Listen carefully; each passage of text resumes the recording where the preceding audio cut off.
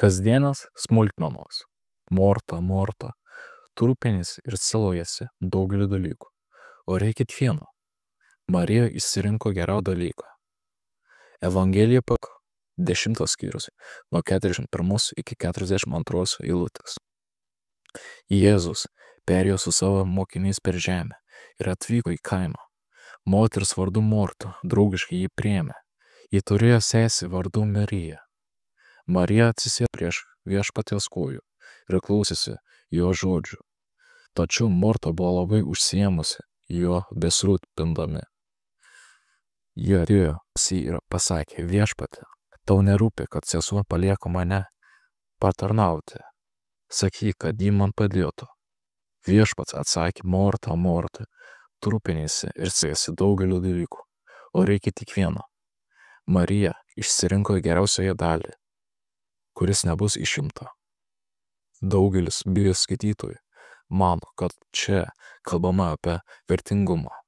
Sėdėti prie Jėzus kojų, melsti ir skaityti Bibliją yra vėliau nei dirbti praktiškai. Bet čia norime pasakyti ne tai. Dievas vertina, nevertina, kas daugiau ir kas mažiau tinga. Nėra mastelio, kas svarbiausia, kas yra antroje vietoje ir kas nesvarbu.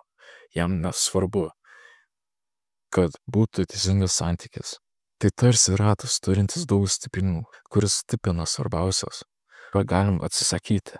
Tai beprasmiai klausimai. Visi yra vienodai svarbus. Viešpačiui tikrai nėra nesvarbu, kad kai kurie žmonės vien meldžiasi ir skaito Bibliją, o apleidžia praktinį darbą. Ne tik virtuvėje, tai darbas eiliniams žmonėms. Bet aš turiu tarnauti viešpačiui. Viešpats savo rankomis dirbo fizinio kaip dailidė. Ir net tada, kai buvo pašauktas, jis dirbo visus iki saulėlydžio. Jis gydė ir išvarinėjo demonus. 3 ilgus metus nuo ryto iki vakaro. Ar tai nenaudų?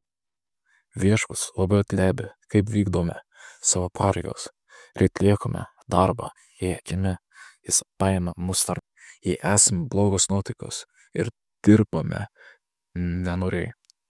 Jis negali mūsų panaudoti savo darbę, nes net Dievo karalystės darbė mums greitautų nuobodu ir mes vėl siektume aukštesnės profesijos ir tūkstančio smulkmenų nebedarytume Dievo šlovės. Jis labai vertino praktiškumą. Jam reikia tokių žmonių, žvejų kaip Petras, mokesčių rinkėjų, kaip Matas, palapinių audėjų, kaip Paulius, piemenių kaip Dovydas, namų šeimininkų kaip Marija ir Morta.